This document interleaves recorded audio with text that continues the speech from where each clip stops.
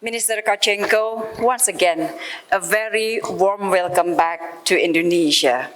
And it is always an honor for me to receive you and meet you. This morning, we had a very nice morning walk at Bogor Botanical Garden, or we call it Kebun Raya Bogor. I know that you are a botanist, and I admire very much your knowledge about plants. Minister Kachenko and I just concluded the third joint ministerial commission between Indonesia and Papua New Guinea. The last GMC was held more than a decade ago in 2010.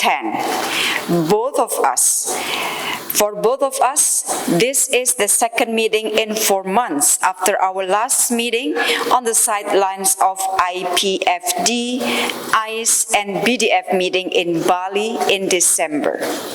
Colleagues from the media, Papua New Guinea is a close neighbor for Indonesia, and we share a long land border.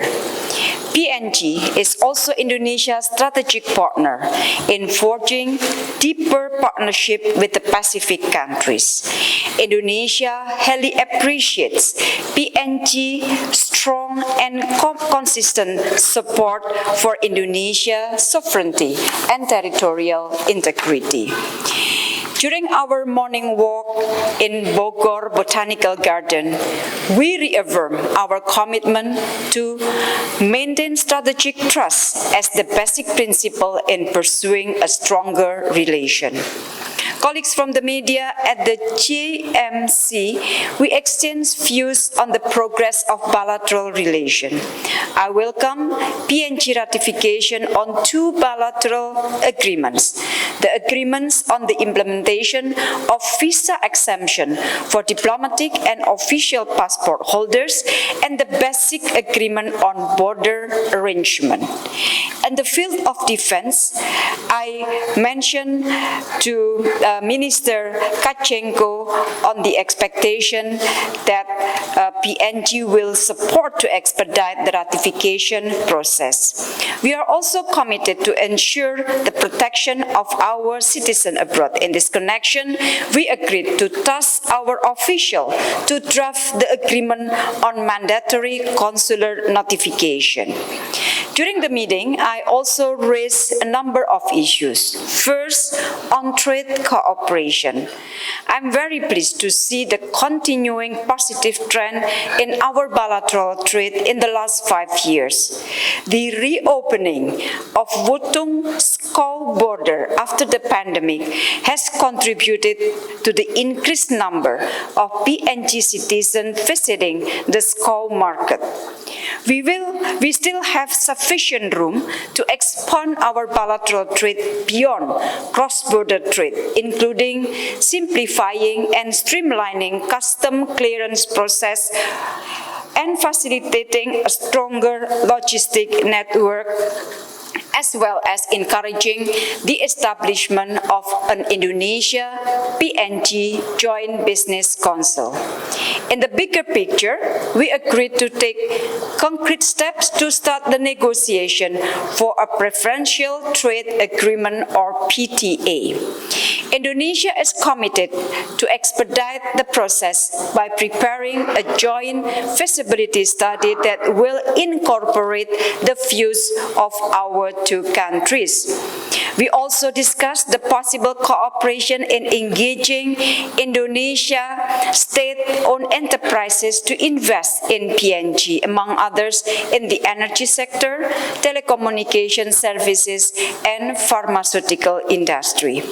We agreed to explore concrete economic deliverables in the future.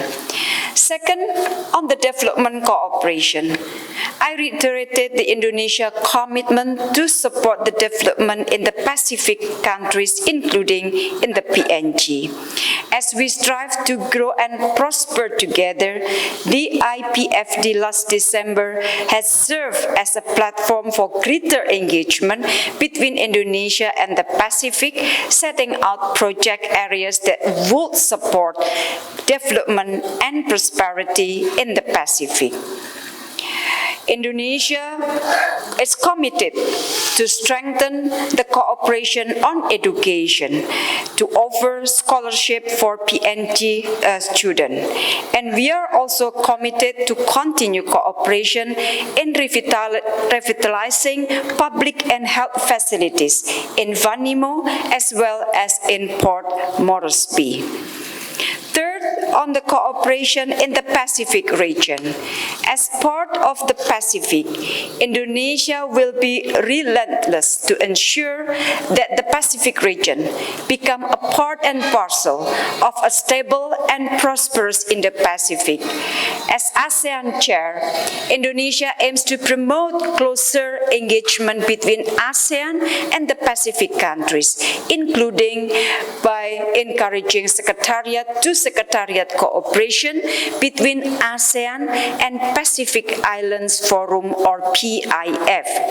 In this connection, Indonesia invites the Pacific countries, of course including PNG, to participate in the Indo-Pacific Infrastructure Forum as a platform to encourage concrete cooperation among countries in the Indo-Pacific.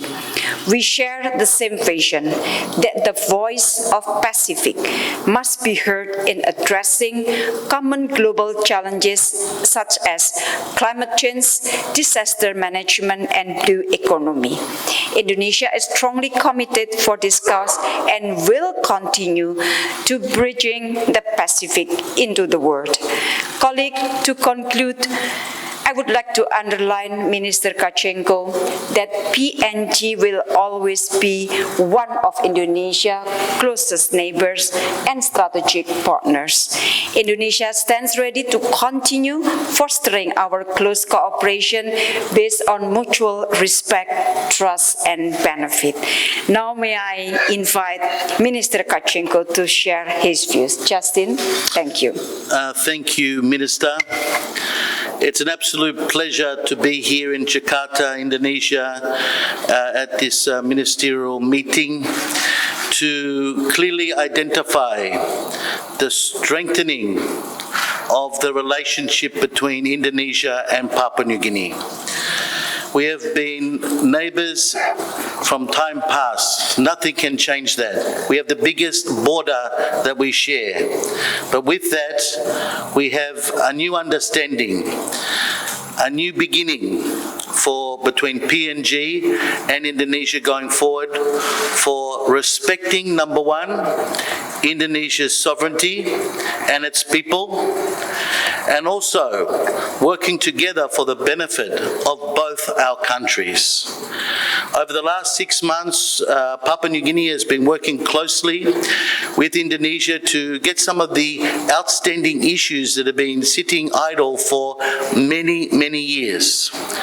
The Defence Cooperation Agreement between Indonesia and Papua New Guinea has now been approved and cleared by our State Department and our Justice Department to move forward to be ratified, and we look forward for our two countries to work together in ensuring peace and harmony between both countries and in our region.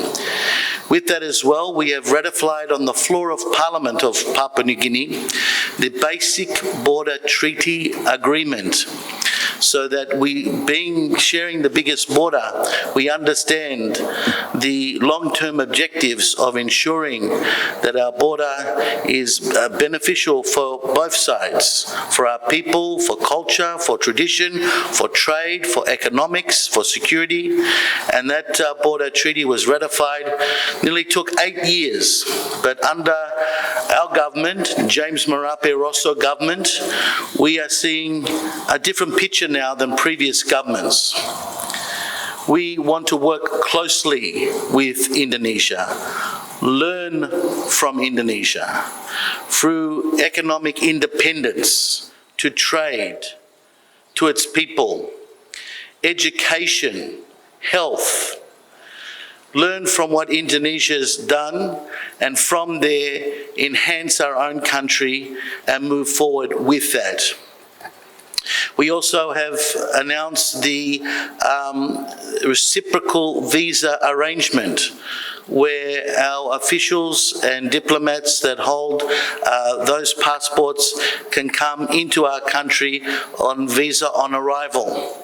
So it makes it easier for us to communicate and to work together into the future. And that's just the start. But important areas of education and health, working together on that, people-to-people relationships is the key.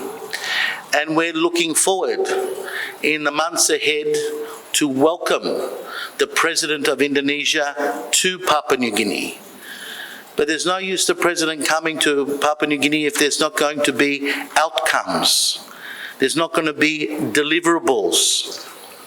We want to make sure that when the President comes, we have agreements and to ratify and to sign, and we have understandings that will be finally approved for the benefit of both our countries.